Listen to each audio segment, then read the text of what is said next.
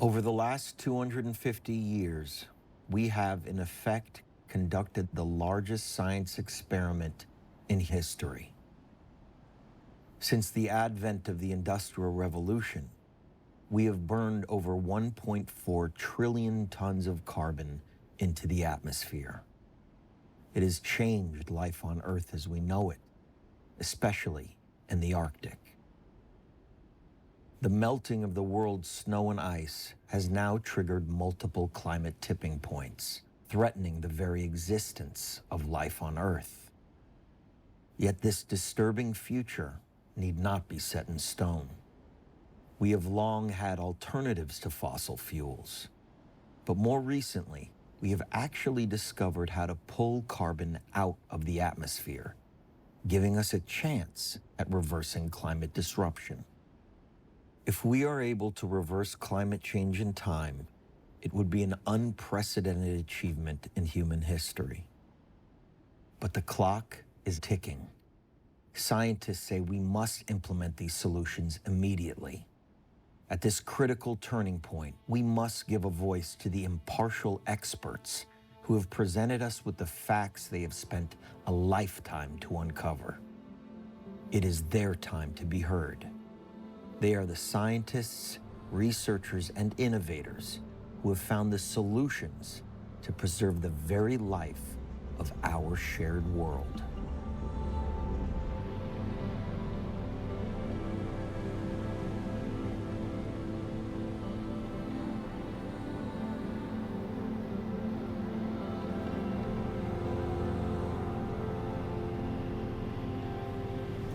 There's a couple different projects that require manual sampling.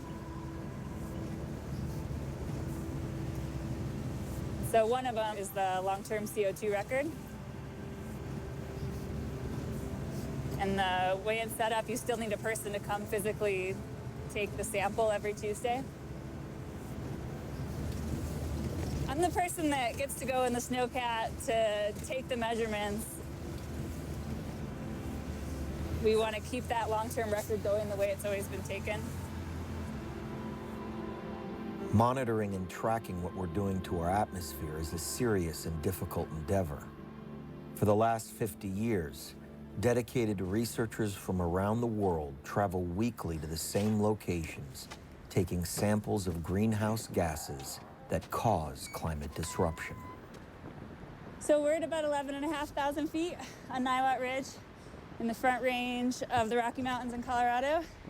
And this is NOAA's long-term CO2 sampling site here. It's the third longest in the world.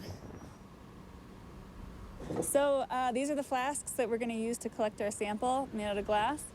And after we're done today filling them with air, we'll ski them down to our office, and then we'll take them down to NOAA's office in Boulder where they get analyzed along with similar flasks from all over the world.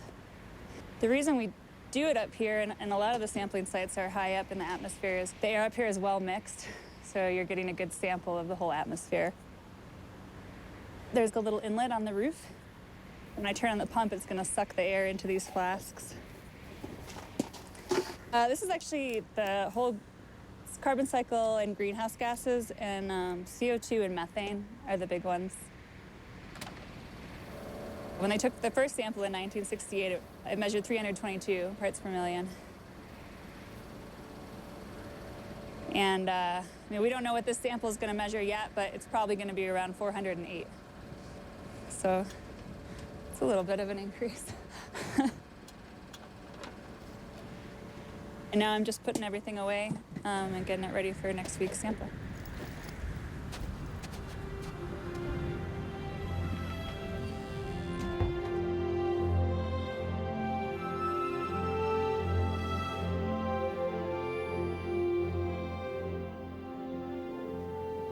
One of NOAA's missions since its inception was to measure carbon dioxide in the atmosphere and other gases that affect the carbon cycle. 2 samples are collected every week from around the globe. So we're looking to see how these gases change with time. And the way to do that is to continuously collect samples. Currently, we have about 60 locations. Most of the samples are collected in remote areas, away from population centers. And we measure on this set of instruments for 6 gases that affect the carbon cycle. Those gases are carbon dioxide, methane, carbon monoxide, molecular hydrogen, nitrous oxide, and sulfur hexafluoride. This system runs 5 days and 5 nights a week, 24 hours a day. So what I'm doing right now is putting the air samples on the manifold and start the measurements. And then I can walk away.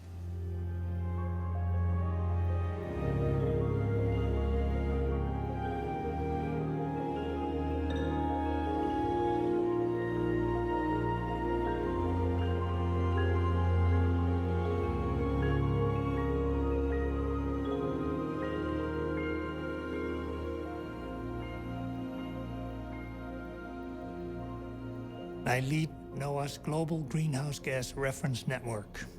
The aim of the Global Greenhouse Gas Reference Network is to provide data that are fully calibrated, carefully quality controlled and documented. Data that will still be fully credible 100 years from now and longer. So that as climate change is happening now and in the future over the Earth, there will be information for scientists that they can really trust so that they can diagnose what actually happened and how climate change actually happens, how it works. So modern CO2 measurements were initiated by Dave Keeling of the Scripps Institution of Oceanography. Around 1956, he started measuring along the West Coast. He saw that during mid-afternoon, wherever he was, he found pretty much the same concentration everywhere. And so it got into his head the idea that maybe there's something that we can call a background concentration. He started continuous measurements then at Mauna Loa, island of Hawaii, and on the coast of Antarctica. The last ice age, at the end of that glaciation, from 20,000 to 11,000 years ago, CO2 increased by about 80 ppm. From 200 to 280, roughly. It was very slow. It took 6,000 years for CO2 to climb 80 ppm. 6,000 years. In pre-industrial times, so before 1850, CO2 was close to 280 ppm. And now, of course, we see 2 ppm per year. That increase was due 100% to human activities. Oh, the spike that we now see compared to most geologic history, I call it an explosion. It's right instantaneous in geologic timescale. Carbon has increased dramatically since the Industrial Revolution. But what does that actually mean for all of us? What we have learned is that excess carbon creates climate disruption.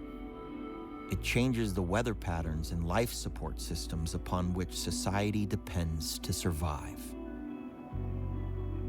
We have always known that there's a toxicity associated with fossil fuels, but we'd always thought that it was basically a toxicity that would affect humans, or other, individual life forms.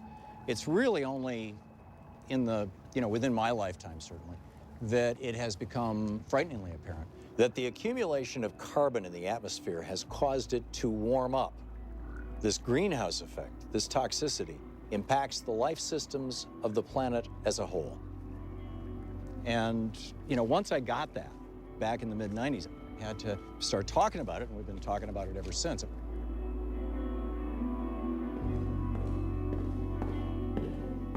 When we talk about dangerous planetary warming, we're referring to something akin to a 2 degrees Celsius, it's about 3.5 degree Fahrenheit warming of the planet relative to pre-industrial times. That is where we start to see some of the worst and potentially irreversible impacts of climate change. Substantial melting of the ice sheets and associated substantial rise in sea level, permanent droughts in mid-latitudes, and the list goes on. Well, catastrophic, would be we melt the major ice sheets, the Greenland ice sheet and the West Antarctic ice sheet. As all the major coastal cities of the world are flooded, you've got less land, you've got environmental refugees, some people leaving those regions, people leaving the tropics because it's getting too hot for human habitation. It's getting too hot for agriculture. Crops in the tropics will decrease dramatically in their productivity.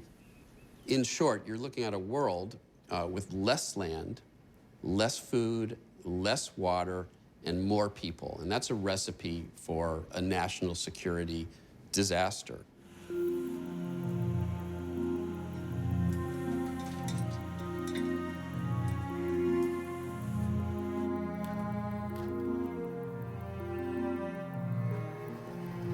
I work on the carbon cycle, tasks that I've taken on for more than 30 years.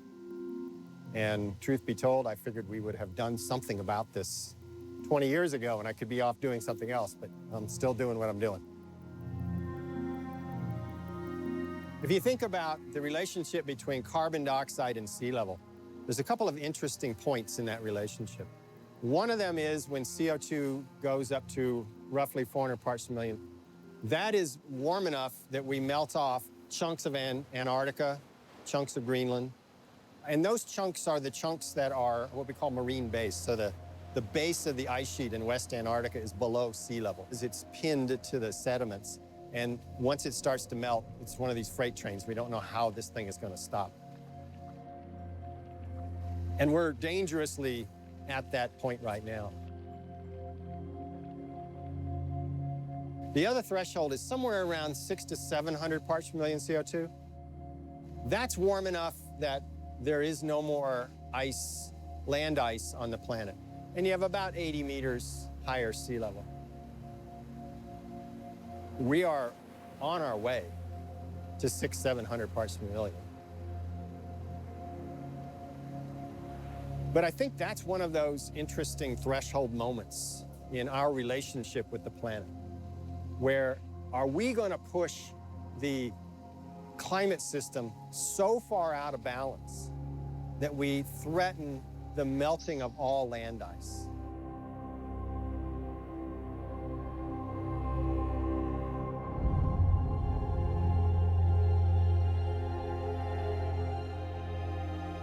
Yeah, it has changed. Icelandic nature is experiencing change because of climate change. This is quite visible in the south coast, for example. Our largest glacier, Glacier Vatnajökull, or water glacier, if you translate it directly, has also retreated quite a lot. There is one very interesting observation that everybody notices when they drive the south coast now, and that is that they drive over the longest bridge in Iceland, almost 1 kilometer in length, and there is almost no water under it. So you think, okay, why building such a big bridge for almost no water? Well, this is just climate change. The river changed its course is because of the retreat of the glacier. So now we have this sort of monument, a symbolic thing of the past.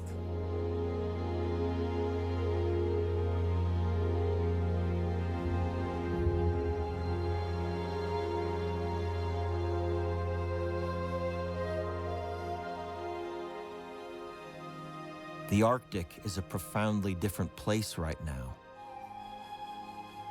In the Arctic, the impacts of climate change are the most extreme.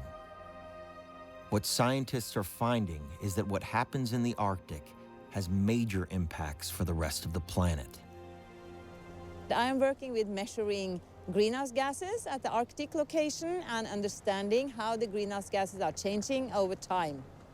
I am concerned about the increase of temperature in the Arctic and the impact this might have on all the Arctic systems. But what I think is extremely important to be aware of is that with the sea ice reduction we have now and all the other changes, you might change the whole weather system, and this has global impact. We know that the changes that we see in Arctic does not only stay in the Arctic.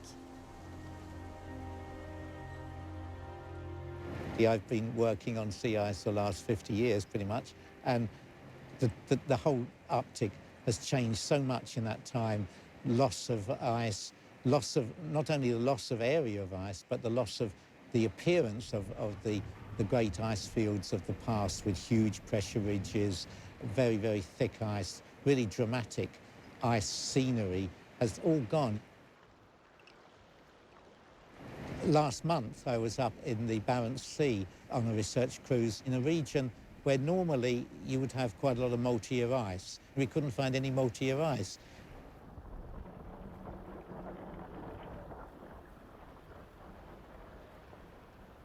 So the ice was all very thin, 30 centimetres thick.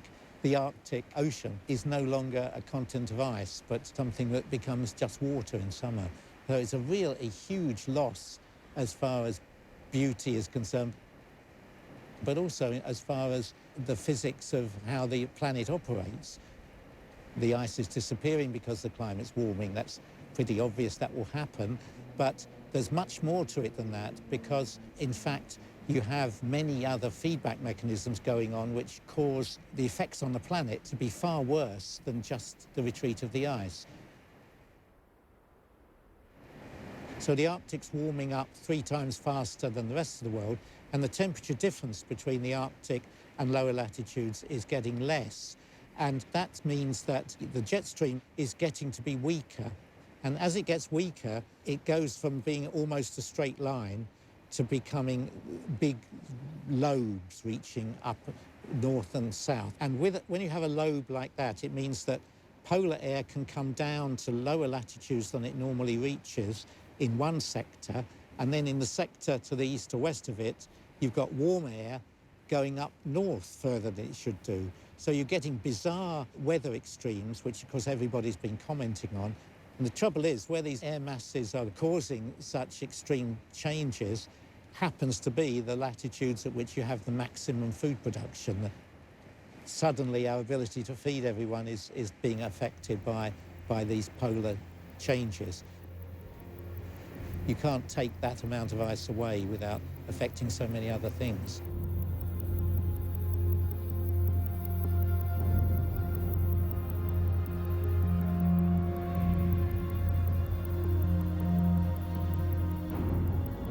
The impact of our actions are starting to hit home. Scientists' predictions are now coming true sooner than expected. We are tragically suffering through severe storms, droughts, floods, and fires that are progressively becoming more intense and more unpredictable.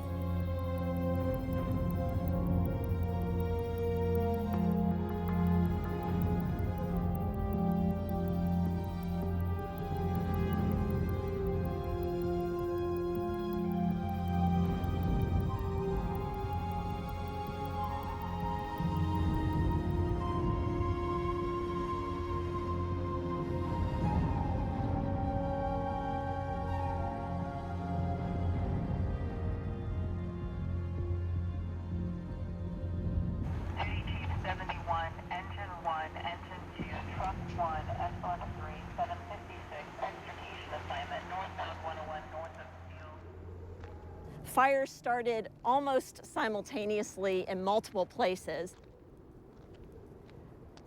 Over 7,000 structures were destroyed and about 3,000 homes.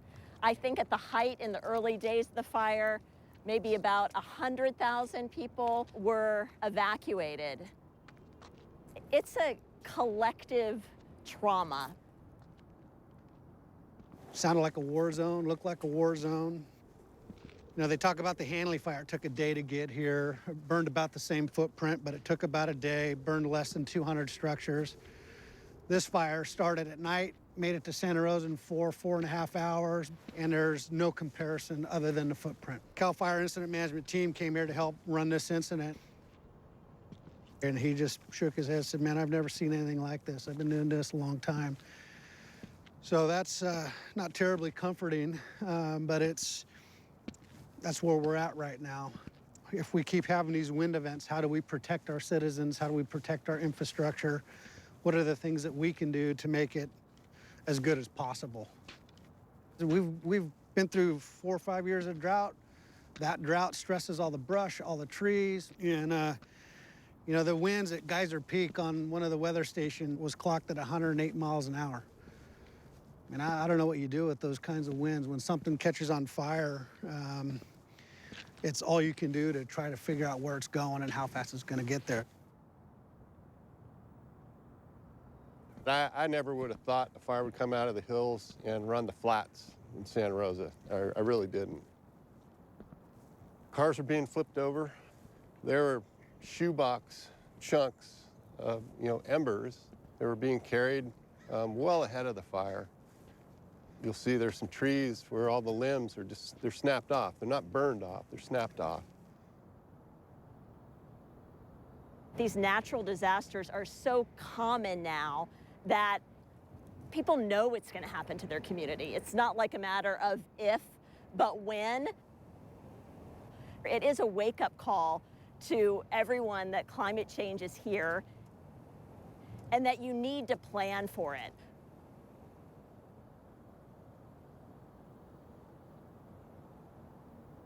Climate disruption is causing a rise in extinctions today. But this isn't the first time. Scientists studying geological records have shown there is a connection between spikes in carbon and the past 5 mass extinctions. There is a natural law that the carbon cycle affects the fabric of life. Every time there has been a massive increase in carbon, the web of life weakens and sometimes collapses.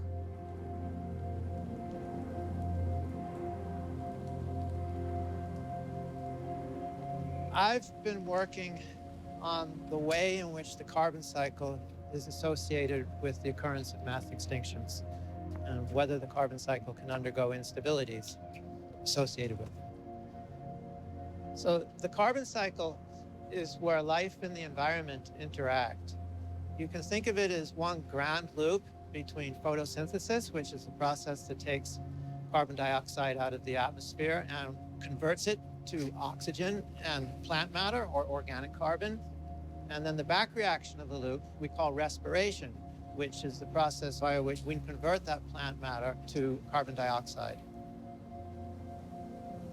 The grand loop of the carbon cycle takes about 100 gigaton of carbon out of the atmosphere and oceans every year, and it returns it each year. So this is 100 gigatons out, 100 gigatons back in. But what we're contributing is on the order of about 8% from fossil fuel burning. It's an 8% increase compared to what is normally going back and forth in a year. It turns out to be more than what volcanoes are putting into the system.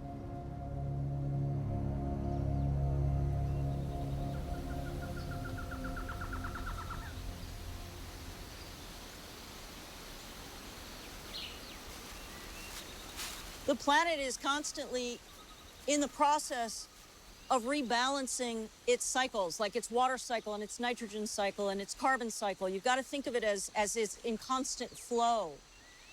And part of the planet's doing that, was to take all the carbon that was in the dinosaurs and land plants and press that into eventually oil and fossil fuels. Over long periods of time, it was sequestered, and we're a young species. And we were curious, and we dug up the carbon that had been sequestered by the Earth. And we burned it, not knowing it was like burning furniture in a house with its windows closed. So what's happened is that the planet is reeling from that. There's an excess of carbon up in the atmosphere. What it's doing is causing that living conditions here on Earth to go out of bounds. So as a biologist, when I look at climate change, yes, I look at rising seas and melting polar caps.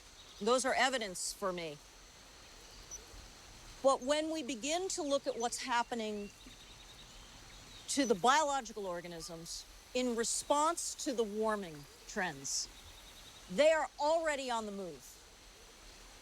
They're moving towards the poles. to get cooler. They're moving from the lower mountains up in elevation, meaning their ranges are moving. They also sometimes move without their helpers. A plant will move north and its pollinator won't make it. This is called, in our bloodless language of science, it's called ecological disruptions. So for me, if we change the very conditions that gave rise to all of this, and to us,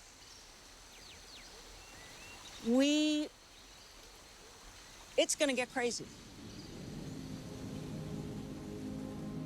When the carbon cycle is unstable, it moves into a realm that we don't understand. Going back into geologic time, is that occasionally there are these essentially bursts within the carbon cycle in which things change. One of them, which is widely known as the Paleocene-Eocene thermal maxima, 55 million years ago. And others, which are decidedly worse, they're destructive or catastrophic events, they're mass extinctions. The worst of them, known as the end Permian extinction. So that's the historical record, but what we're doing to the carbon cycle now is another kind of problem, because now we know what's going on.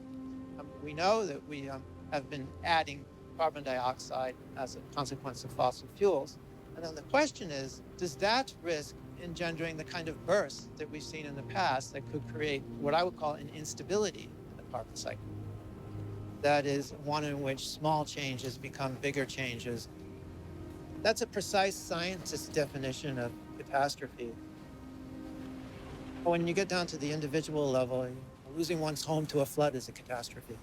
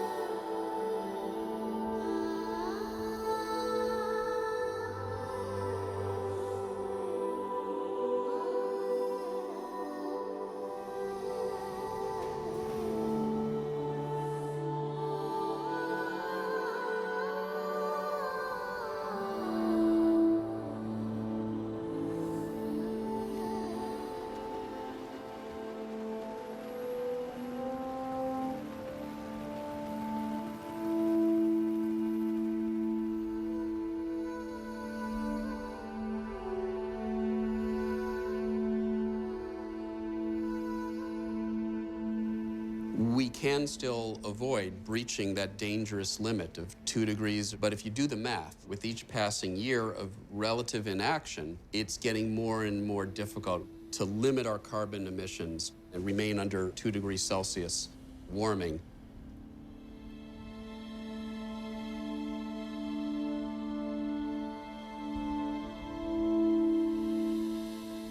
Je regarde la salle.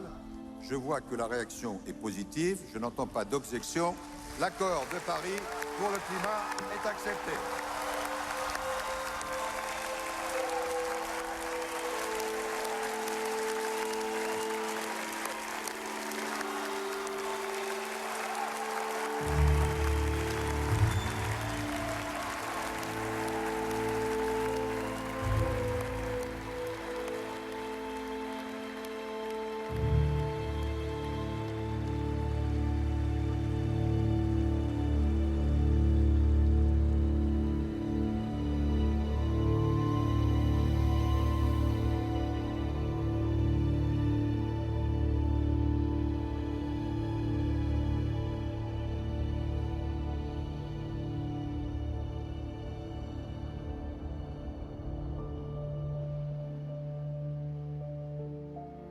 We know we have put too much carbon into the atmosphere, but how much is too much?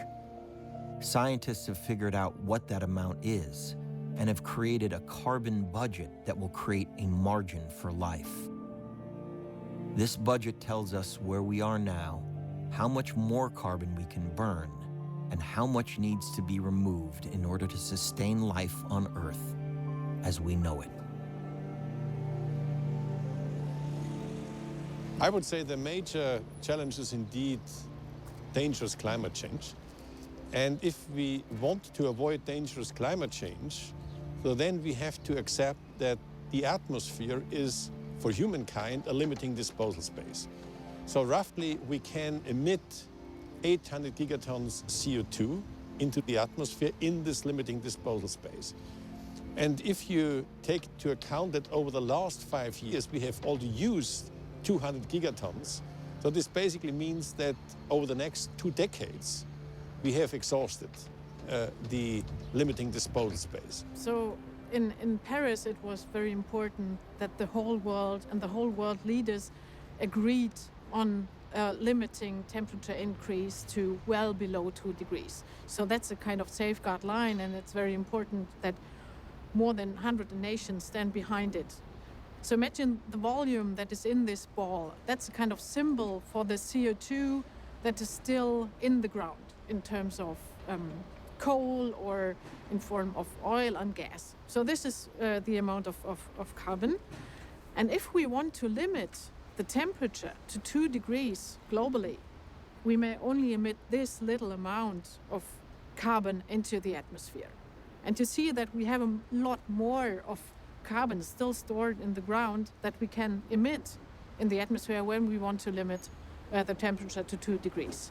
So therefore the question is, how does it fit together? So, and now for the next 20 years, this is an enormous important time span to transform our economies, to decouple economic growth from emission growth. And by mid of the century, we need zero emissions. And after 2050, we need even negative emissions. The carbon clock is just informing people where we are now. What is the pathway, how we exhaust the limiting disposal space of the atmosphere. And this is a huge challenge for humankind.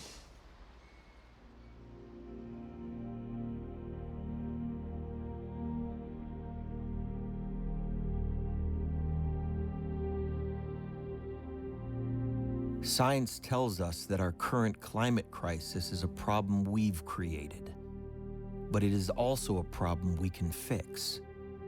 Not only do we need to stop emitting carbon at the current levels by switching to renewable energy, but it is also critical to pull carbon out of the atmosphere. Climate change can be reversed if we act now. Recently, researchers have figured out what solutions can draw carbon down, getting us back to pre-industrial levels. There's only 2 things you can do about the atmosphere. You can either stop putting greenhouse gases up there, or you can bring CO2 back down. That's it. And you can do the first one by conservation, energy efficiency, and clean energy. And the second one through photosynthesis, whether it's on land, on farms, on forests, phytoplankton, kelp in the oceans. There's only 2 things you can do. So that actually sorts it pretty simply. And in the past, what has been done in terms of solutions is that it's focused on energy. Energy, energy, energy. And the reason for that is understandable. So it makes perfect sense to say, well, let's stop putting that CO2 up there. Accepting that in the process of emphasizing clean energy, renewable energy, solar, wind, etc., it's sort of occluded the rest of the solutions.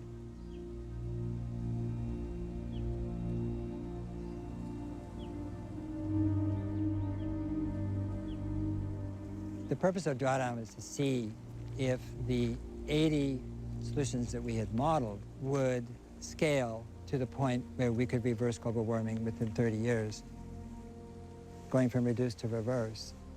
You bend the carbon curve, what drawdown shows is that we have choices. And that if we increase the rate that we're scaling some of the solutions, then we can achieve drawdown at 2050. And if you say the odds are long, I agree. They're long odds. I'll take them.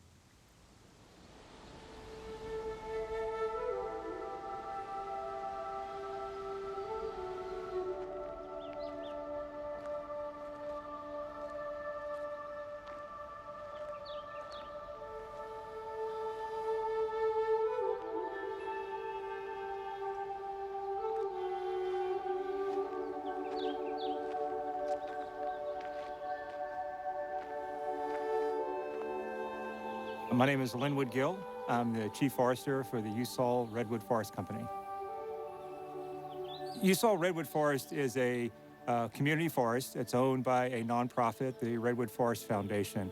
It's a 50,000-acre forest which is dedicated to managing the forest on a long-term basis for the economic stability of the community, as well as restoring the forest habitat, restoring the fish habitat, and also for sequestering carbon. And carbon sequestration is a main part of our operations right now. Carbon sequestration is an important part of combating climate change. The Usal Redwood Forest is a very young redwood forest, and redwoods can absorb more carbon than any other forest type on the planet. Redwoods store carbon by absorbing carbon from carbon dioxide out of the air into its needles and stores it into the bole of the tree, the trunk, or the roots, the branches. To my knowledge, this is one of the largest carbon projects in the country. Yes.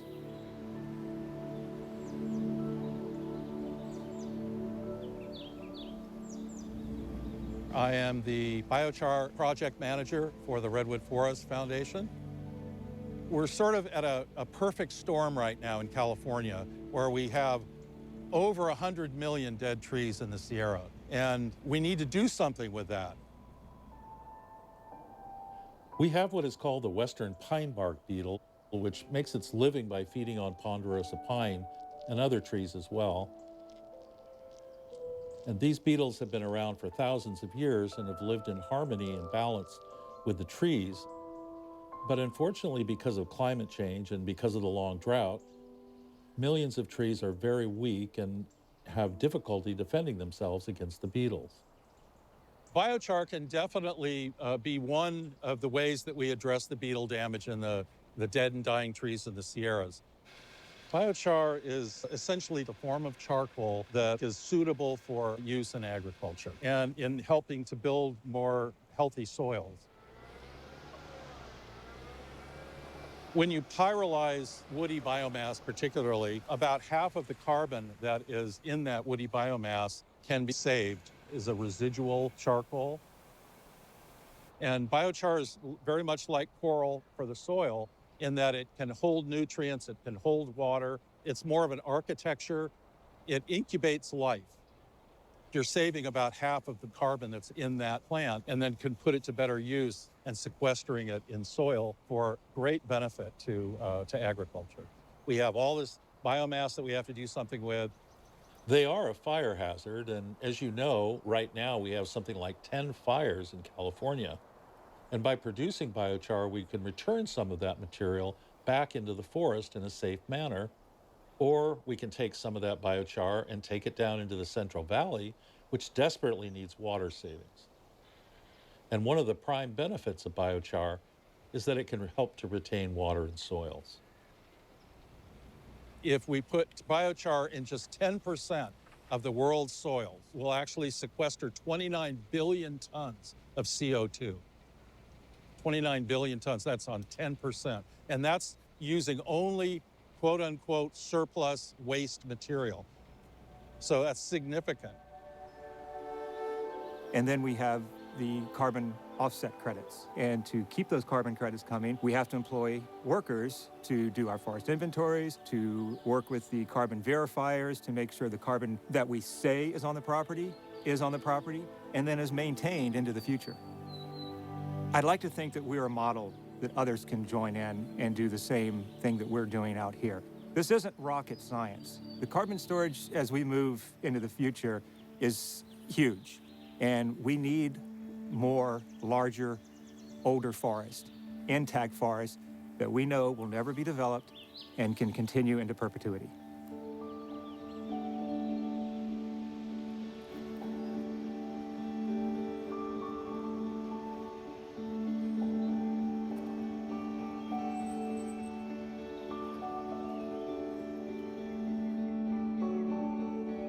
I'm Kate Scow, and I'm a professor in land, air, and water resources at University of California, Davis. And I'm a soil microbial ecologist. So the carbon cycle on a global scale involves aquatic systems and terrestrial systems. So soil is a very important part of the terrestrial systems. Soil actually contains 2 to 3 times the amount of carbon that is in the atmosphere. Soil is the place where primary productivity is supported. That means all the vegetation that grows, that fixes CO2 through photosynthesis from the atmosphere. What miraculous, like creating mass here on the ground out of what? Air? It's like still amazing to me. That productivity brings all this carbon in. The plant fixes the CO2, it dies, it falls onto the ground, and all that plant residue now enters into the soil carbon cycle. It's way bigger than the atmosphere, what is residing in soil.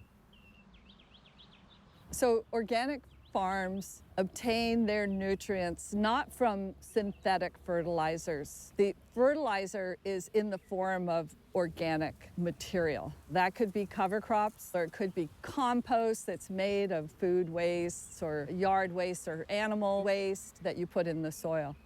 So in organic systems, you may be putting up to 8 times as much carbon into the soil compared to a conventional system. So it's like part of it is really basic.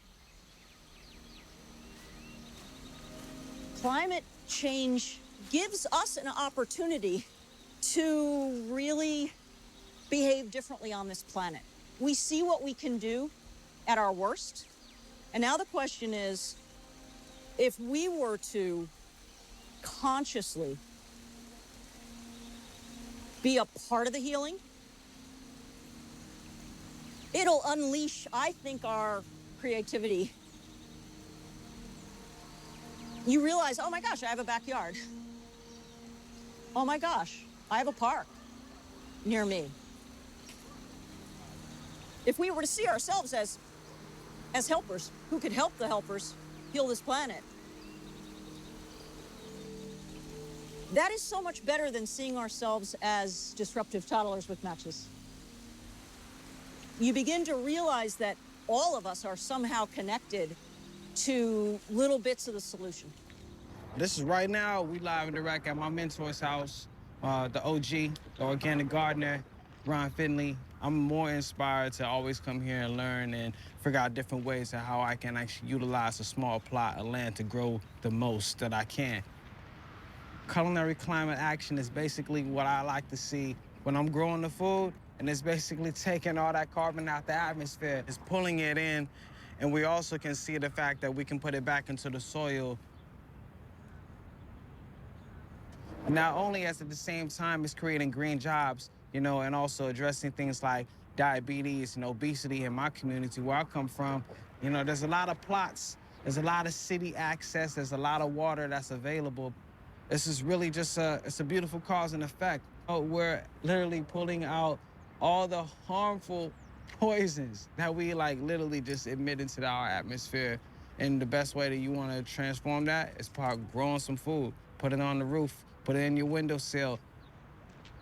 But we feel the heat rising. You know, being a farmer is being futuristic. There is no doomsday mentality. You have to actually plant water and think that you're gonna reap what you sow. So that's the conversation that I like to see. And, you know, when we're talking about transforming the climate, it's not gonna happen overnight, but you do have to start now. Now's the time.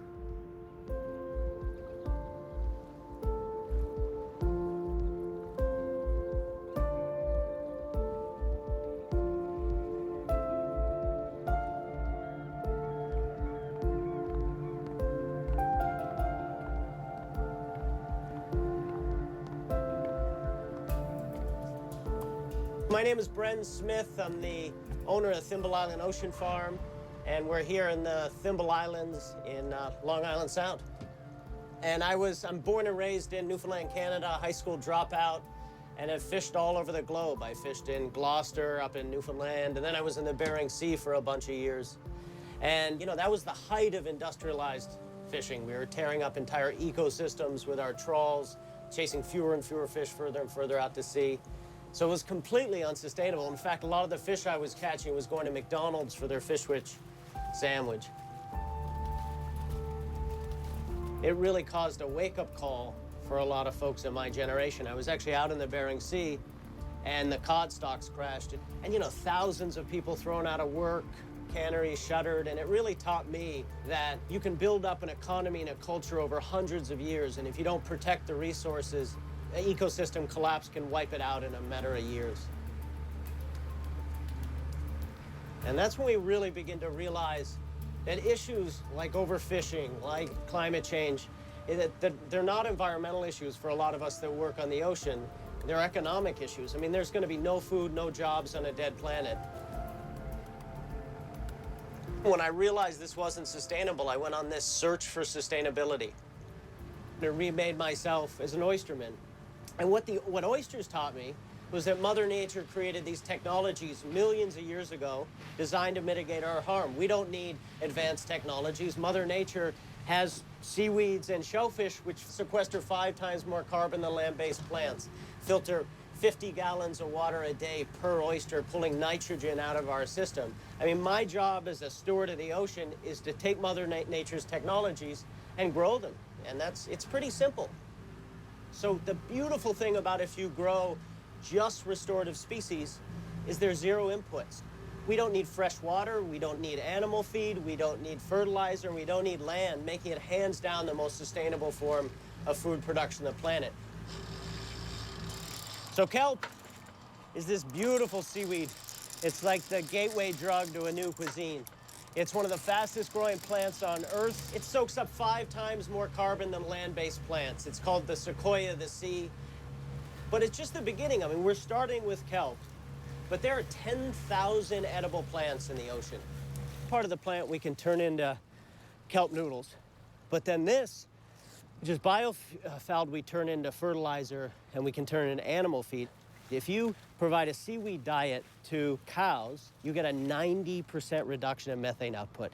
It's stunning, and cows, sheep, goats, have been eating kelp for hundreds of years. Hebrides Islands, Maine, all sorts of places. You know, the volume's stunning. We can do 10 to 20 tons of kelp per acre, 150,000 shellfish. Now you scale this up, if you were to take a network of our farms totaling the size of Washington State, technically you could feed the world. If you took 5% of US territorial waters and farmed in our style, you could create 50 million direct jobs and sequester the equivalent carbon of 20 million cars. Our farms also help mitigate acidification. The kelp creates something called a halo effect, which reduces the acidity in the oceans, which then allow our oysters and other shellfish to grow thicker shells and not be as susceptible to acidification. So I mean, climate change was supposed to be this 100-year sort of slow lobster boil. And instead, it's here and now. Luckily, as fishermen, we can transition to something that keeps that core and have the pride of helping feed my country. And that's just so exciting. I can be part of, you know, the army that's going to help hopefully save the planet.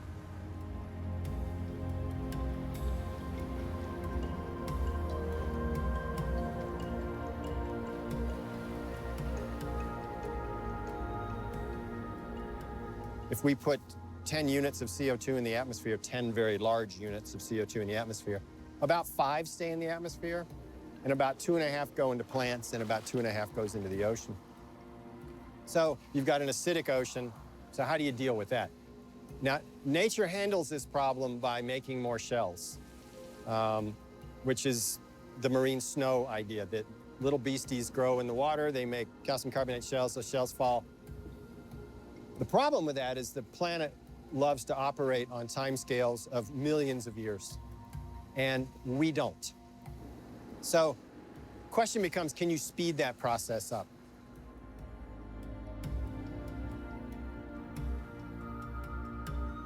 We have to investigate all our options.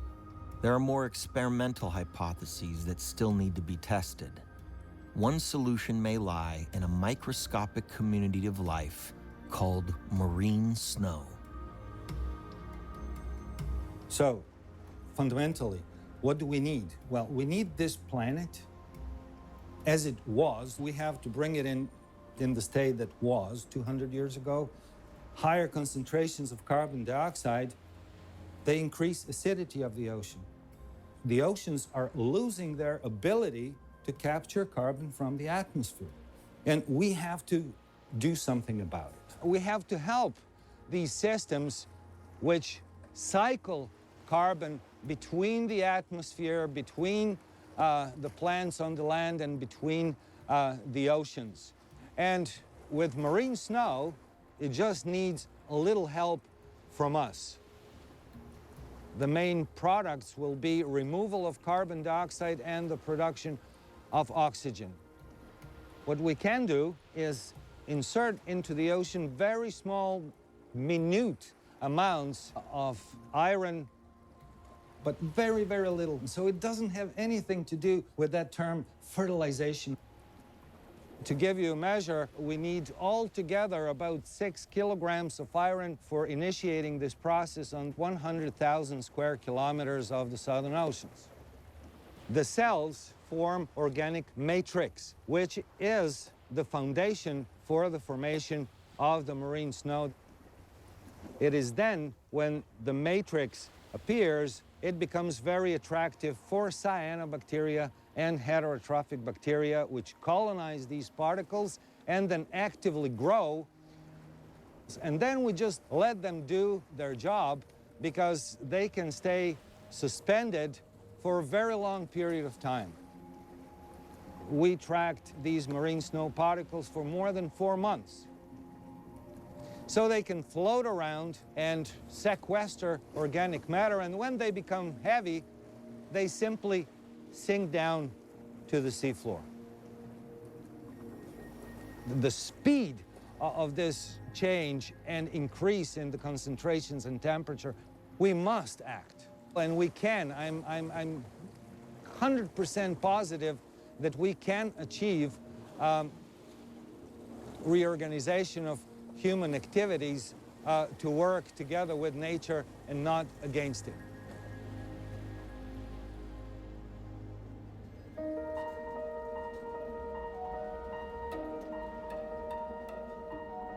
Science has long proven we have existing technologies that work, and they are already being implemented. It's just become a matter of political will and scale. We need a multitude of solutions moving forward simultaneously. In order to solve this crisis, it is critical we move to 100% renewable energy now. So the top 5 solutions, number 2 was onshore wind, and that wasn't a surprise.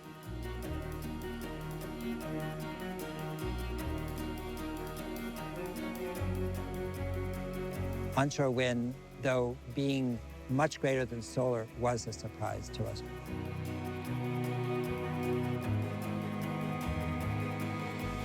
Solar was number 8 and 10, actually.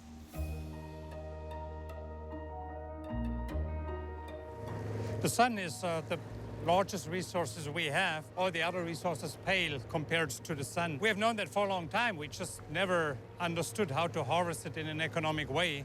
That's what's different now. Solar PV is in a stage where we're already lower than fossil fuel. Well, solar has come a long way. Carter in the 80s already installed solar on the White House. Reagan teared it down later on. And only in 2001, when Germany started to deploy solar on a large scale, we have been getting the benefit of economy of scale. Eventually, we will be able to power the entire electrical grids with solar and wind. And all we need is wind and storage and solar and storage. So if we want to power the entire United States with photovoltaic, we need about 30,000 square miles in area. That would give us enough to power all the power grids in every state of the United States. Well, Mount Signal is a project that powers about 70,000 homes in San Diego. The second phase, the power is going to be wheeled to Southern California. The price of electricity that we produce at Mount Signal is already lower than fossil fuels. It's also a price that delivers fuel price certainty to the utility. The price is flat over the next 25 years, not something that you get from any other fossil fuel energy. We have integrated so much solar in California already. 10 years ago, people would have said, no, that's not really possible. Well, here we are. Solar is covering already up to 25% of California. The ratepayer had no material increase in pricing, and we're still alive. All works. And we have been able to reduce carbon on the way there.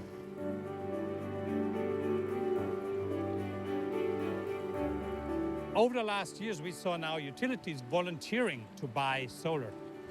We see this mindset shifting. We still underappreciate the value that PV brings. People do not comprehend that in 5 years, we will have PV at much lower price. We will be able to dispatch it at night, and you combine that with wind, you get this paradigm where we are truly living in a 100% renewable environment. And this is feasible. We don't need any new invention for that. We know all the technology. We just need to make sure that the people responsible for the planning of resources, for the infrastructure planning, understand that this is a different technology and it will get cheaper over time.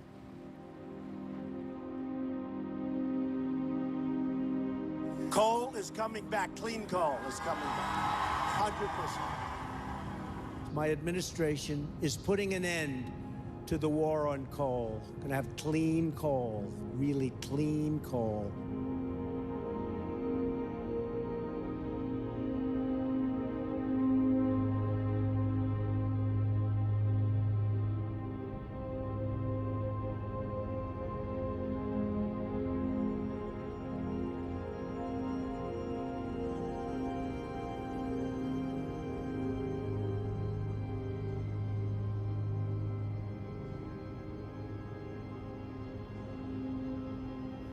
It's difficult enough sometimes to communicate science to the public. Now you take that challenge and you add to it a concerted effort by fossil fuel interests and the front groups that they fund to pollute the discourse over climate change, to confuse the public, to confuse policymakers. We need to transform our energy sector, move away from fossil fuel energy towards renewable energy. Well, that's rather inconvenient for the powerful fossil fuel interests who have many millions of dollars invested in our continued addiction to fossil fuels. And they've fought tooth and nail to maintain that addiction, in part by attacking the science, linking climate change to that behavior, the burning of fossil fuels.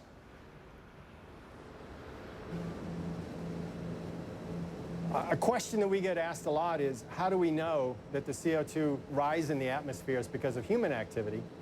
And the answer is that we leave fingerprints all over the atmosphere.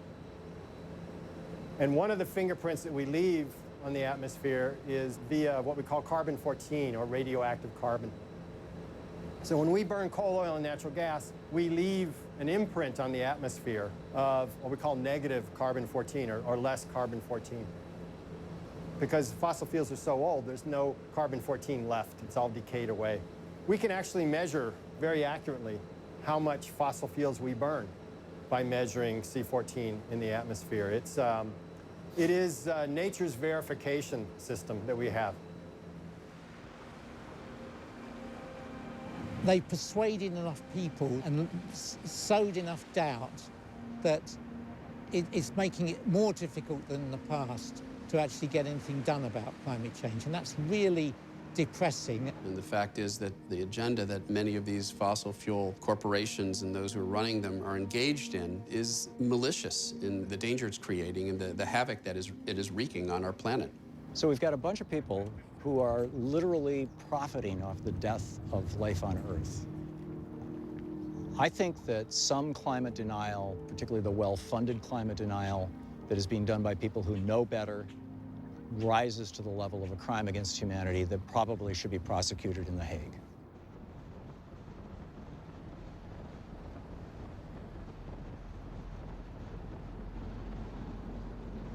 While climate deniers have succeeded in delaying action, a much more ominous problem has emerged. Very recently, scientists have recorded increasing levels of methane gas in the atmosphere. Methane, a powerful greenhouse gas, has the potential to increase temperatures even further. Increased methane is a sign that we are reaching a critical tipping point. But where is it coming from? And how much will it accelerate climate disruption?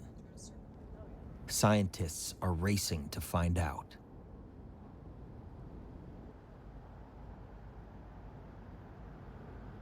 So we are in front of the University of Wyoming Mobile Laboratory. We have different instruments inside that measure what's in the air that we are breathing right now. It's doing that in real time. And we are able like that to chase emission sources and plumes and understand where sources of pollutions are located, what activities are going on that lead to enhanced methane. Inside of our lab, we have a couple instruments. We have a proton transfer reaction time of flight mass spec to measure volatile organics like benzene, toluene. And then we also have a Picaro cavity ring down to measure methane concentrations. We can see data from these instruments in real time due to an inlet we have up on our mast above the van, which pulls air in and feeds into our instruments. So we found with aerial and road mapping that we have more sources of methane in areas where we extract the gas than we expected. And to really pinpoint where there are leaks of methane, you need to be very close to the sources. And the mobile lab gives us the flexibility to pinpoint where we see the largest leaks. The company has drilled brand new megapad, 22 wells in the middle of renewed urban development in Western Greeley. This is a site that had a lot of contention given its size and its location.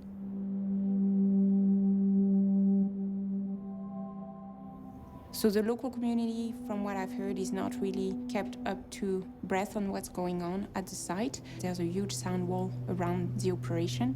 And the state is not really maybe doing its best at facilitating the communication. We saw operations going on with a lot of flaring. It seems very large volume of gas. The yellow color of the flame tells you it's not complete combustion. So we are going to continue doing those drives to understand those sources, but also to track what the local population may be exposed to. So some oil and gas producing regions have such a large concentration of methane in the atmosphere above them that you can see it from space. And that's something that was described a few years back for the Four Corners region. And that's really the key for us to be like detectives and map where we see the largest sources of emissions.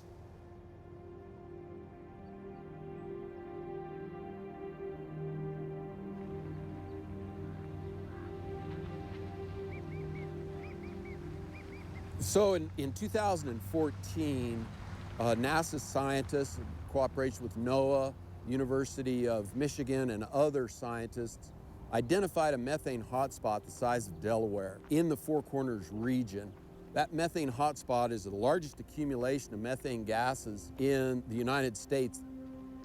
This ranch, this spot that we're on, is approximately ground zero. If you were able to identify a middle for that Delaware-shaped cloud, it might very well be right here where we're standing. And they've closely identified the cause of that methane hotspot to be predominantly the emissions from drilling, such as this site, as well as coal and other fossil fuels.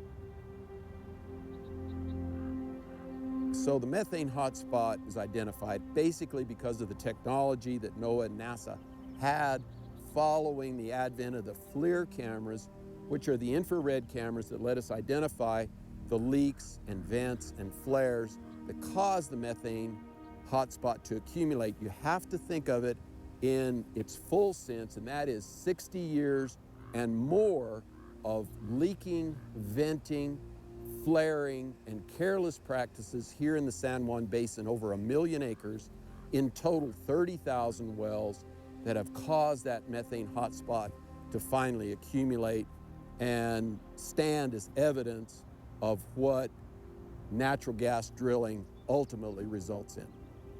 People lose sight of the fact that the conventional wells created the methane hotspot and that they are a daily culprit. So this is a conventional natural gas well. This is very typical equipment throughout the San Juan Basin and many gas fields across America. This one is leaking pretty badly from some of the standard equipment that's on it. This just requires, honestly, a crescent wrench, a little bit of Teflon tape, some attention will fix this leak. If I had a single wish, my wish would be to pull an investor in oil and gas here and stand them where I'm standing. Let them see that leak. Let them see that times 18,000 in the San Juan Basin and get them to stop obstructing a federal rule that stays in place to protect my family, to protect taxpayers across New Mexico, and provide federal, fair, and equal protection across the western states. Let's get those guys out of the boardroom right here on this well location. Let them look at that leak that can be easily fixed. And when I found out that the EPA Administrator, Scott Pruitt, knew that the data had come in that methane leaks and the chemicals that come with them harm children to a greater degree than they did to me, I was just outraged that he would try again to roll back the federal protections for us. You know, if someone came onto my ranch with the stated objective of harming my children, it would be over my dead body.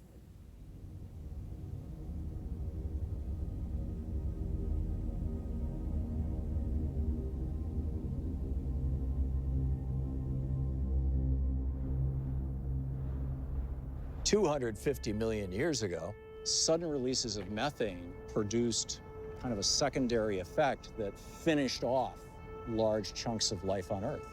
And one of the debates right now is whether the methane that is buried in the Arctic, whether the methane that is, in the permafrost, in the seas all over the world, how rapidly that will be mobilized and how destructive that mobilization will be. The release of this ancient methane may lead to exponentially more warming. Will this methane create an apocalyptic scenario? This is a question scientists are desperately trying to answer. I'm the director of the Center for Gas Hydrate, Environment and Climate. Here we have a team of 50 to 60 scientists working on understanding the impact of methane on the global climate system. This methane is stored beneath the Arctic Ocean floor in huge reservoirs at locations we sometimes know, but we often do not know very much about it. So we are applying here geophysical methods to quantify the methane hydrate reservoirs and also to see how stable those methane hydrates are today, but also in the future. Methane is one of the most aggressive greenhouse gases. Methane has, fortunately, a shorter lifetime. The Earth has a natural system for regulating input of methane from the ocean and into the atmosphere. And this system is working quite efficiently. But this system is also changing because the ocean current system is changing, the ocean temperature is changing, the ocean chemistry is changing. So methane was in a kind of equilibrium for some time. And during the last couple of years, we see quite a distinct increase in methane. Do not know where this signal is coming from. And at the present time, that, of course, is putting a pressure on the scientific community to give an answer to the politicians. What is going on with the methane in the atmosphere? Where is the methane coming from? What is presently becoming more unstable? We have done some very comprehensive measurement campaigns where we have measured at the seafloor, in the ocean, at the sea surface and in the air at the same time to understand how methane is regulated in this whole system. There is a lot of methane stored at the seafloor, and this is so much that only a small change might impact the ocean or the atmosphere. The balance here needs a lot more focus, a lot more observations, and combining atmosphere, ocean, climate, different kind of competence together. In my profession, I'm interested in studying methane cold seeps in the ocean, in the Russian Arctic, and also in the Barents Sea. It's, well, basically streams of gas bubbles rising from the seafloor. And those gas bubbles are mostly composed of methane gas. First, it's gas hydrates, that's solid form. It's basically ice-like structures. Also, the gas can be present as free gas, which is gas bubbles. Plumes of methane bubbles can vary. In some areas in the Arctic, we find gas seeps as tall as 800–900 meters. And the water depth in these areas a little more than 1,200 meters.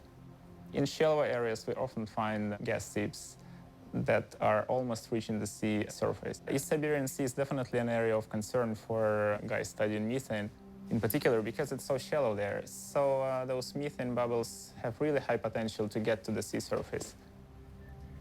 Some areas, Spitsbergen, we find methane flares that are almost reaching the sea surface.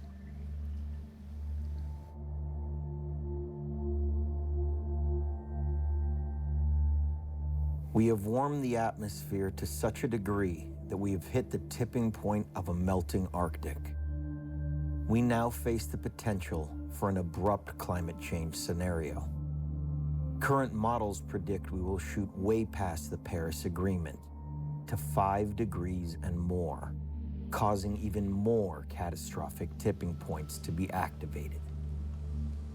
Warming might lead to large injections of methane into the atmosphere. It's something we need to be concerned about. I would only add that it's one of many possible stressors. We move into a high-risk situation where we don't really have any experience. We don't know how to deal with it.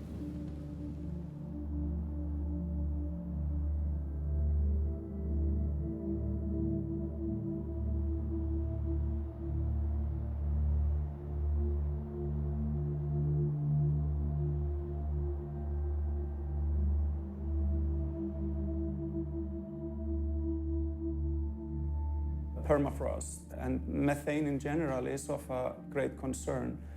And I think that this is something perhaps we need to pay more attention to methane in general in relation to the climate issue.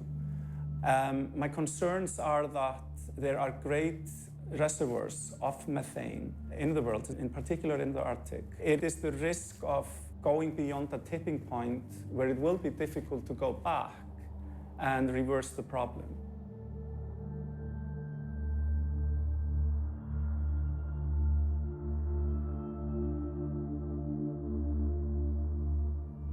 It's a very plausible feedback mechanism that in Arctic soils, permafrost soils, there's an enormous amount of organic material frozen, and the amount that is available there potentially to turn into CO2 and methane is maybe 3 times, 4 times all of the fossil fuels that we have burned.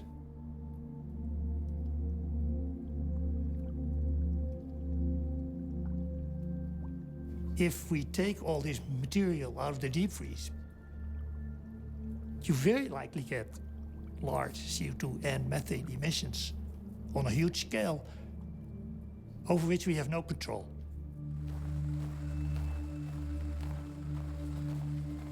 I study methane emissions from lakes. We are in interior Alaska, and we are in discontinuous permafrost. The thing that we're looking at is microbial methane. This methane bubbling here behind me, it's dead plant and animal remains that were locked up in permafrost for tens of thousands of years. And as that permafrost is thawing, the microbes eat that soil carbon and they turn it into methane. This process of permafrost thawing and that thawing permafrost fueling methane production, and then methane escapes into the atmosphere, causes climate warming, which causes more permafrost to thaw. We call that a permafrost carbon feedback. It is a natural process. Our concern, though, is that as climate warms at a faster rate than it has in the last 10,000 years, that permafrost is going to respond by thawing a lot more quickly and releasing at a faster rate methane gas. Now, every time I go to a new lake, I attempt to light these gas pockets because it's a very high concentration of methane. It's highly flammable. We see a positive flame test when they contain methane. So it's a quick gas chromatograph on the lake to tell us, do we have a methane lake or are we dealing with a different kind of lake? There are many new lakes forming that were not here 30 or 60 years ago. And those lakes have 10 to 100 to 1,000 times more methane than the rest of the lakes. They are a picture of the type of methane emissions we expect to see in the next 10 to 50 years as permafrost warms and thaws, and that permafrost feedback cycle kicks in and really accelerates. Now, is it methane? Is it permafrost? Is it the dissolved organic carbon in the ocean, which is suddenly remobilized? These things are all intertwined with each other. So really what one needs to ask is, are there positive feedbacks within the system? The answer is yes. So it just stands to reason, purely by common sense, the less you disturb it, the better off things will be.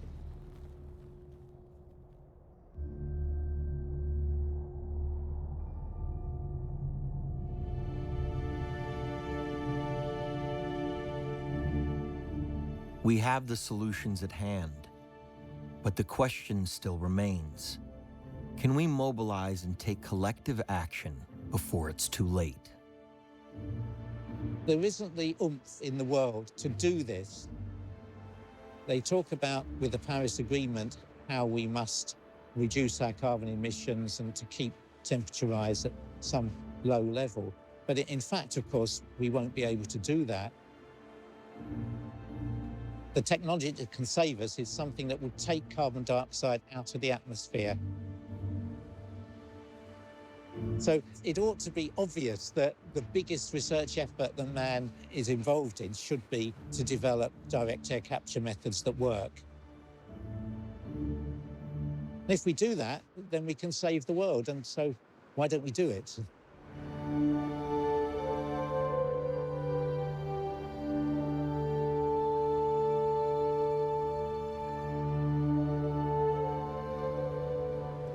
Direct air capture is machines which take in ambient air and extract the CO2 from this air. For the last 10 years, we have been working on direct air capture with the goal of making it with the least possible energy impact and ultimately with the best economics. This machine consists of 4 40-foot shipping containers and can be any size. There is no limit to it. So we take in the ambient air here, and inside we have our filter structure. We get the waste heat of the waste incinerator to drive this plant. Once the CO2 is captured, this gas is then going to a greenhouse, and this greenhouse is using the CO2 to increase the CO2 concentration in the atmosphere of the greenhouse, which is done already nowadays, but with fossil CO2, and from tomorrow on, they're going to use atmospheric CO2. This plant will allow to close a carbon cycle. So of course, the CO2 goes into the greenhouse and goes to the tomatoes and cucumbers. And once we eat them, the CO2 goes back to the atmosphere. But since we recapture the CO2 from the atmosphere, it's a closed cycle. So this can be a missing piece of the pie in order to close a global carbon cycle in the energy or transportation sector. So besides using CO2 in a greenhouse like this, we can take CO2, we can take water, and we can take renewable energy. We can again produce fuels, for example, jet fuel. In order to capture 1% of global CO2 emissions, we would need roughly 300,000 of the plants behind me, which is of course a very high number. But if you compare this to existing infrastructures, it's a scale which humanity can handle. So it's definitely an achievable goal.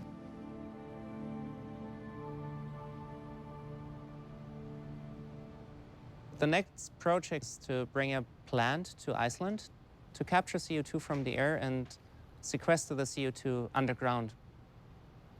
And in 2 hours, you literally turn CO2 into a stone, which stores it in a permanent and safe manner. In order to run the plant, we would use geothermal heat. There's an abundance of it on Iceland. Therefore, we would have low carbon footprint energy available to drive the machine. So today is a very special day. We have brought CO2 capture plant up here to Iceland. And we're taking CO2 out of the air and then pumping it underground, storing it in the basalt rock formation within the Carbfix project. So we extract CO2 from the air and permanently remove it by turning it into rock. And yesterday night was the first time that atmospheric CO2 was injected into the ground. We can go up to thousands, 10,000, 100,000, and even up to millions of tons of CO2 per year that can be extracted from the atmosphere. That is actually, to our knowledge, the first time ever in the world that direct air capture of CO2 has been combined with underground safe and permanent storage of CO2. Yeah, it's a new relationship with carbon. Why can't we find a way to make it an ingredient for something? Why can't we put it in our plastics or in our building materials? Or through the help of carbon dioxide chemistry, turning carbon dioxide into the things that we need every day.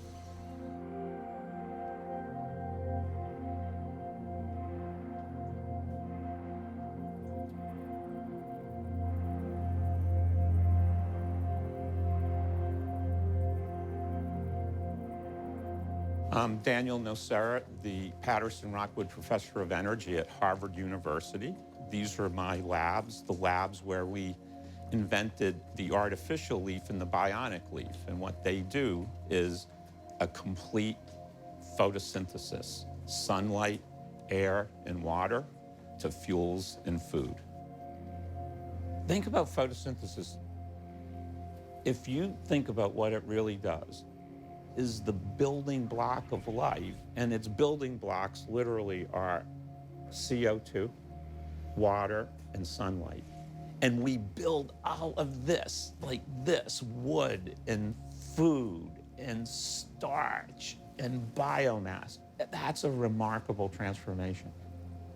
This photosynthetic process, it's very complex, but we really listen to nature. And that we finally ended up doing in 30 years. And something that makes us really happy, not only can I say, yes, we can do it artificially, I can do it 10 times better than photosynthesis. We made special catalysts that coated the artificial leaf, and then they would split water to hydrogen and oxygen. The second part of the invention is the bionic leaf. It takes the hydrogen from the bacteria, and then it makes fuels. And so depending on what genes I put into the bacteria, I could have the bacteria make materials, they could make drugs. We've shown they can make fertilizer.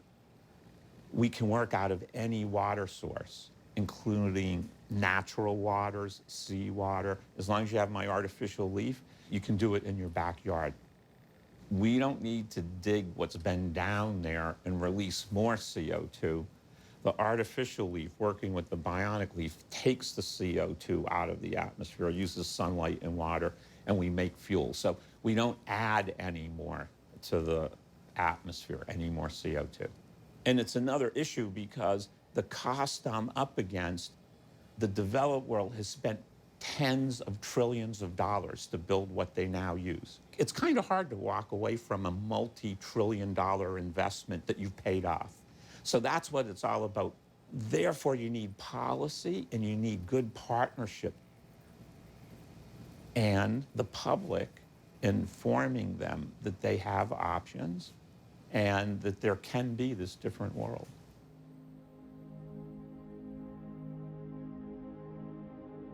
This new world can be sustainable, innovative, and profitable. The green economy is creating millions of jobs and will create millions more. It matches and will surpass the economy of the fossil fuel industry. The challenge to reverse climate disruption opens up opportunity for everyone. It is now more profitable than ever to be green. Up until recently, the profit you could make from creating the problem was greater than the profit you can make from the solutions. So the solutions had to be done with subsidies, which were rare, non-existent, or altruism, or faith. But people who were making the problems were raking it in, raking it in, raking it in. And I think we're at a crossover where actually the profit you can make from the solutions is greater than the profit from the problems. And that is not well understood. So it's not that altruism need not apply, it's a great thing, but actually altruism will not be needed in order to move towards a world where we reverse global warming because, in fact, it's less expensive. It's more profitable, more beneficial, more jobs. It's the most amazing thing that's happened in the last few years and is going to do nothing but increase as the years go by because engineers and designers and basically who are unknown and unnamed have been working diligently and are working diligently to reinvent a new way of being a human being relating to this planet.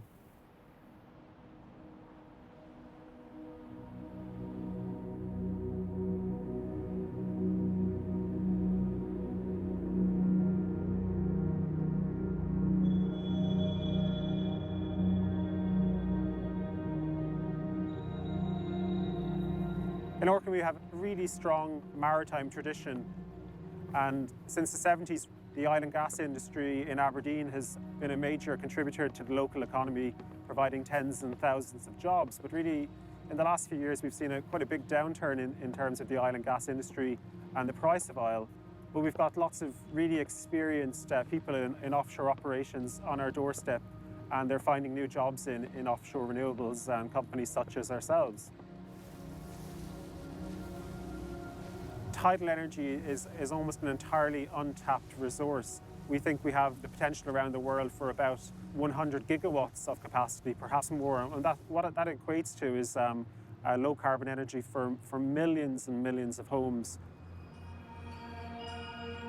What we've got here is the world's most powerful floating tidal energy generator. We've got a floating platform to which two rotors are mounted.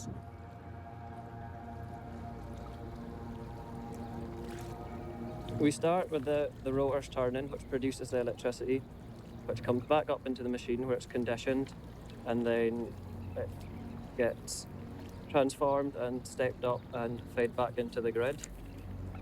It's like a wind turbine on its side with two rotors instead of one. 2 weeks ago, we had great success. First period of 24-hour continuous generation from the device. It actually operated beyond expectations. The device itself generated over 18 megawatt hours of power in that 24-hour period.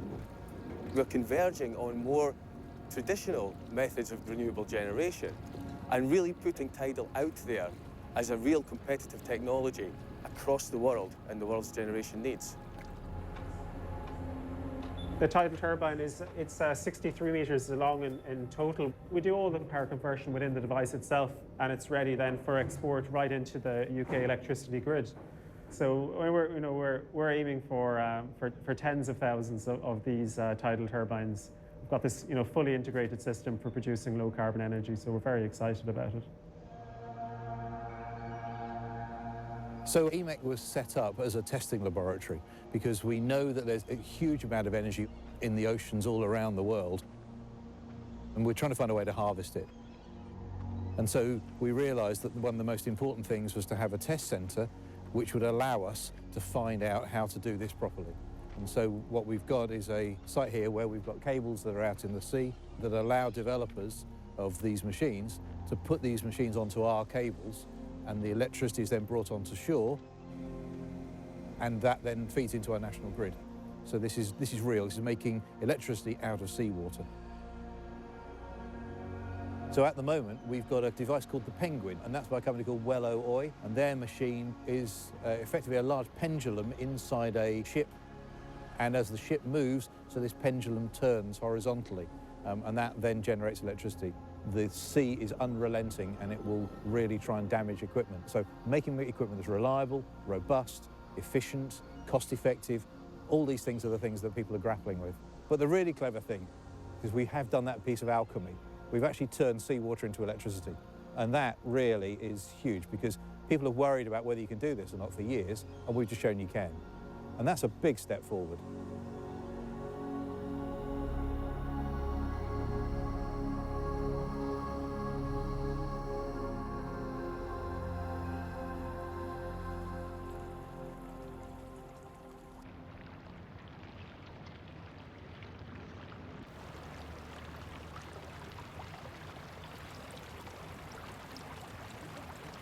No one can say that the scientist has not warned, has not told that we have to reduce the emissions of greenhouse gases. That should be clear to many. How much farther can we go? How many more tipping points can we go before we hit a tipping point from which our civilization cannot recover, or from which the life of this planet, or a large portion of the life of this planet, cannot recover? We cannot allow ourselves to reach those points, and we're so damn close to it. We're at a turning point. Either we can stay the course and drown, burn, and starve ourselves to death in the face of the climate crisis, or we can come together, we can innovate. Where do we stand? Is it possible? Is it game over? Or is it, in fact, game on, which is that we have at hand the ability, capacity, and solutions that can reverse global warming, not mitigate, not reduce, not stabilize, but reverse. When you make your goals bigger, it opens up possibility. It opens up imagination. It opens up innovation. It doesn't foreclose, it actually does the opposite. And so it's not that there's one solution, but together, you can achieve drawdown by doing 80% of the solutions. Every one of them has so many cascading benefits, makes a better world for everybody. So we don't lose by understanding the climate change is happening and responding to it. So what's the problem?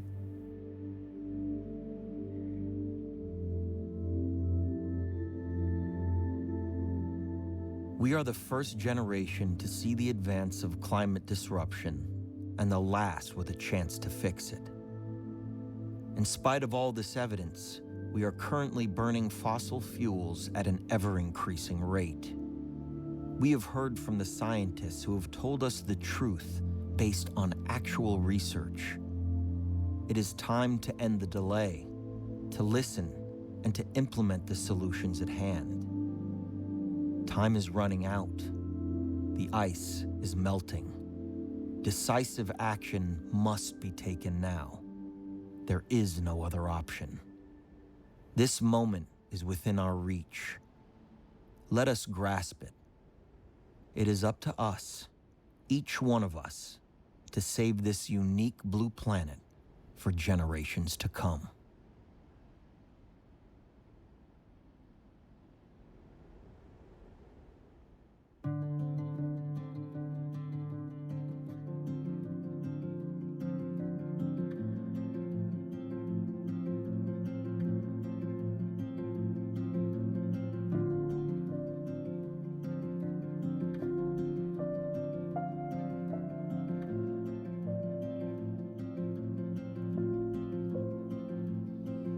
Lord, if you're not listening, I'll stop praying. If you're not watching, will you see me fall to my hands? Lose it all. Lord, if I can't see it, I can't feel it. If I can't feel it, it's not happening.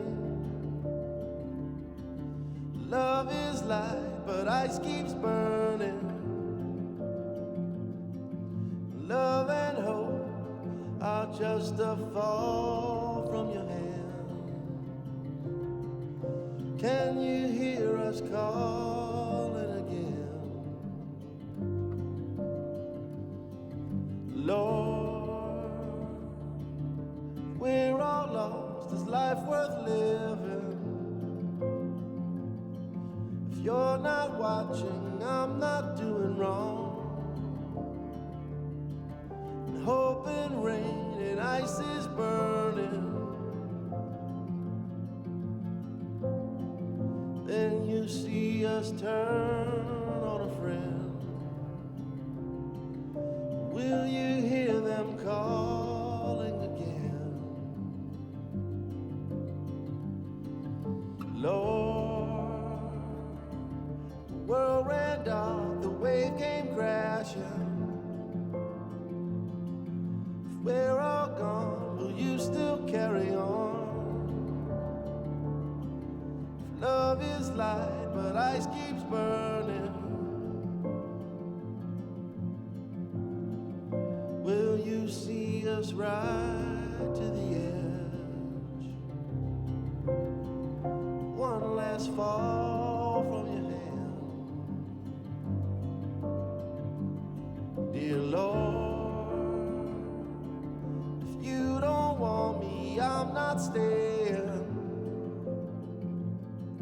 Love is light, light keeps burning. Let me know if I'm worth saving. We're almost gone, so if we fall again, will you carry on? If we're falling in, will you catch us up?